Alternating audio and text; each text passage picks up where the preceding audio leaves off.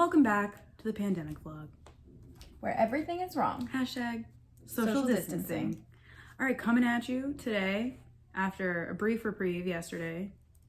Yeah, it was badly needed. I just wasn't feeling great. Yeah. So, but we're back today with our calendar update. So today is April 8th, 2020. It is a Wednesday, and it is our 24th day in isolation.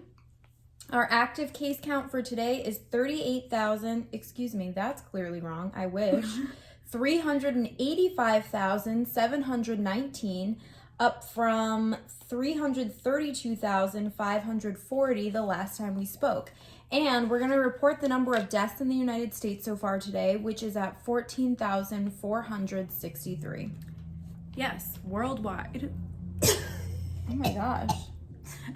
You're a roan. I had a popcorn in my throat, or a chip. Anyways, what was I saying? Oh, worldwide, it's reached like almost 90,000. Yeah. It's really up there. It's a lot of people. It's terrible. And it's just going to get worse. Consistently worse. Now, for our headlines.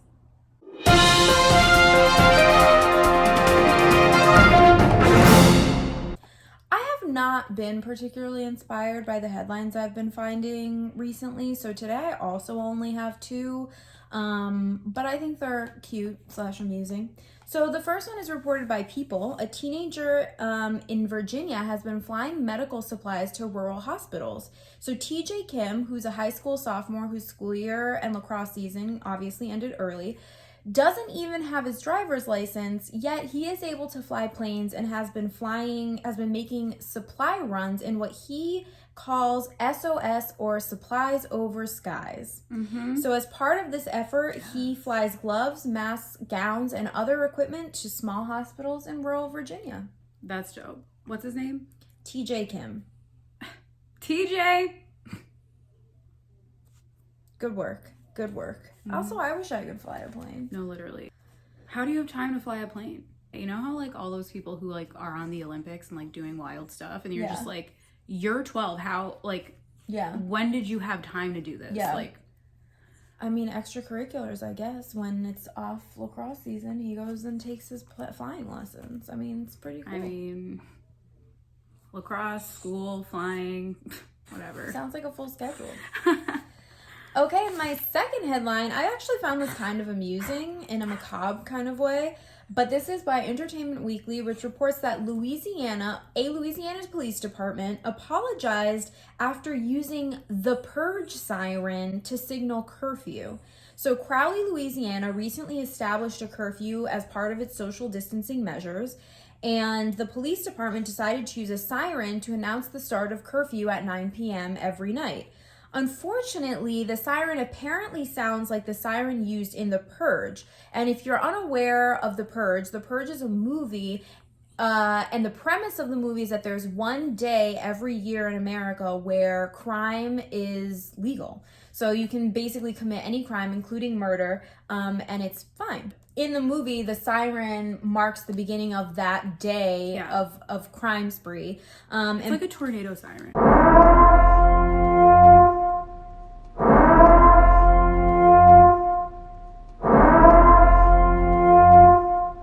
Yeah, and people in Crowley, Louisiana were upset and made a lot of complaints because they were like, the Purge siren is being used, and that's really and like, let's not liken this time that's already stressful and deadly to The Purge. Just uninhibited crime. Yeah. Yeah, exactly. So Crowley Police Chief, though, said that he was totally unaware that the siren was affiliated or associated with a movie.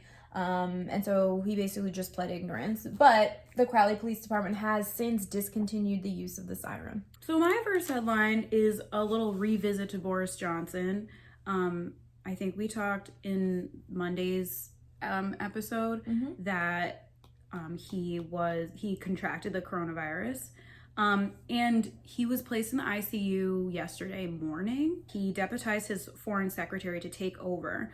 So they are talking about succession if he were to die. So right now he's in the ICU. Obviously, he's the prime minister, so he's getting the best, right? They're saying that he needs to go like the 11 days. He needs to go 11 days into the disease to be kind of like breathing on his own without a ventilator or being intubated or anything like that. And then if he can get through that, then they're like, okay, he's in the clear.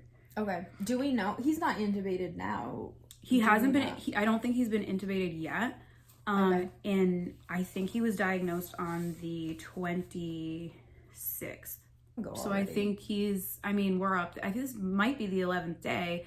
So hopefully if like today or tomorrow, if one of these is the 11th day and he hasn't been intubated as far as I know, then hopefully he'll like pull through. Two pieces of news coming out of New York City today. Number one is that New York State has more confirmed cases currently than Italy has in its entire country. That's crazy. Which is wild.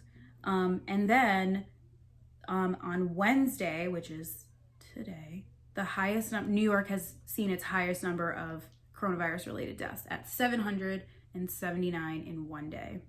Oh, wow. And they've been hovering around 600-700. So, and it actually, I think, went down like the last 2 days. Yeah, it did. Like, it actually, Cuomo said something about he thought we that might have hit the peak. Right, exactly. But I mean, clearly, I don't know that we can say that. Yeah, I don't really buy that. That just seems. We're only really too soon. Like, what isolation day is this? 24. That's literally 3. We've been in isolation for 3 weeks. Like, and not even the whole country is in isolation, and it's like a stay-at-home suggestion. Right, and so even New York was not strictly dead, from what I've heard. Immediately upon being told, you need to stay at home. Right. This is actually from Governor Cuomo, and this is a quote from him. It says, "I went through 9/11. I thought in my lifetime I wouldn't have to see anything like that again. Nothing that bad, nothing that tragic." But alas, here we are. Oh, okay. President Trump feels that voting restrictions are fine as they are right now. Like, people want to expand voting so that during primaries or even as far as November, if we can't be like in huge crowds, like how are we gonna vote? Because our general election in this country is in this November. So it's just like, can we all do mail-in ballots? Like, that'd be cool. But Trump doesn't want that to occur. He's like, no, we can't do that. But he had a quote that was basically like, well, if we loosen restrictions on voting, Republicans will never be voted into office again. Which is a very blatant acknowledgement of the fact that we have so much voter suppression in this country, and that the Republican Party really does go out of its way to suppress the number of people and the number of Democrats who can vote. And that, on some level, the governing that's going on in the United States right now, like Republican in nature, does not align with American values. Like, that's what he's basically saying, is like, oh, if we don't restrict voting, then other constituents besides mine are going to be able to skew the vote, skew the outcome. And like, if like, this is a democracy, so we need to be able to have a voice in the fucking in the community. Like, I mean, voter suppression is a huge problem in this country. It's really disturbing. I took a class on it in law school, and it was honestly the most depressing class it's terrifying. Ever taken in my entire life. All right. Here are some interesting facts that I found. Number 1, 150 Saudi royals are infected with the coronavirus. 150? Yeah. Oh my God. Yeah, it's really intense. And also, France has extended its lockdown to be past April 15th, and they have not set a new lift date. So it is until further notice. I wanted to talk about pregnant people because it's important, because people are still having babies right now, and that's a terrifying experience in itself for some people. So in New York, and I'm sure in other places, they had restricted pregnant women from being able to give birth with a support person. So that means they literally were laboring on their own. Specifically in New York, pregnant people were like, excuse me, what? Like, especially if especially if you have like a husband or a wife or any partner, and they are living with you throughout your pregnancy, then why shouldn't they be able to then give birth with you? You know what I mean? Or like help you through the birthing process. So Governor Cuomo actually did change that. So a pregnant person can have a support person. It doesn't have to be a spouse. You could choose your mom, or a doula or whomever it is. I just felt like that was an instance of like Governor Cuomo, our leadership listening to the needs of like its constituents and saying like, listen, this is a weird time, so I hear what you're saying and I'm going to make the necessary changes. Obviously I can see saying, no, you can't bring your entire extended family and all your existing children if you have any, or whatever. You can't bring a group of 20 people to go wait while you give birth. I mean, clearly that doesn't fall within the guidelines of social distancing. But the thought of, God, having to give birth literally by yourself. That sounds horrifying. Yeah. And I just reading that article, I was like, if I were to have my first child in the next month or two, and I had to do it alone, I would have probably passed out. Yeah, I'd be like, nope, I'm good. I can't imagine the anxiety. That's the one thing that we recognize right now is we're very blessed to not have children or be pregnant at this moment. People have been like, you are so lucky. Like, you don't know how lucky you are to be sequestered with no children. We're like, yeah, we do. And the same number of dogs that there are people. And we're like, no, we thought this all through. Yeah, we thought it through. Yeah, we know. Yeah. We know. Oh, we know about kids. Yeah, we know about kids. Anyways, so here's a headline from Channel 5 Chicago, NBC. And it says, cluster of COVID-19 cases at Cook County Jail is the largest in the nation. As of Sunday, there are more than 220 inmates at the Cook County Jail that tested positive for the virus and 100 employees. Wow. So on Monday, an inmate died after contracting the virus, which is the first death at that facility.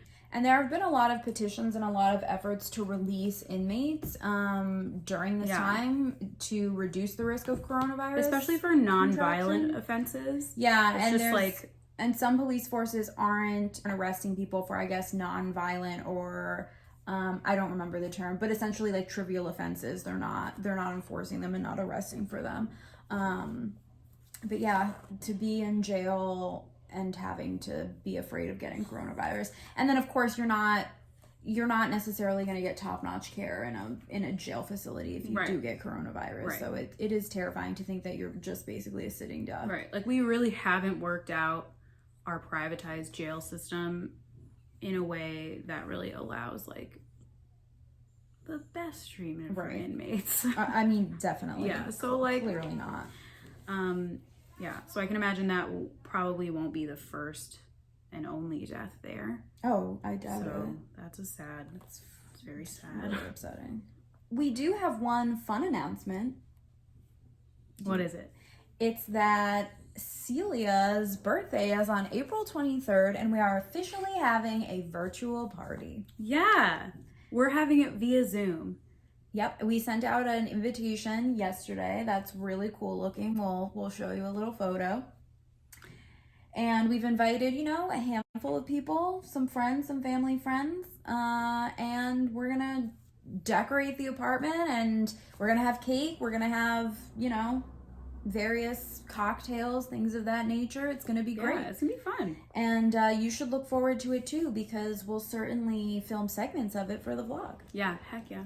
So save the date, April 24th, 7:30 p.m. Yeah, so that'll be cool. So stay tuned for a quarantine party. I truly didn't think this was 27. I didn't think this was going to be 27. I know. I mean, of course you didn't. I wasn't like, damn, I'm not going to be able to party at 27. Yeah. Well, we're still gonna party. We're gonna party here. Yeah. Woo!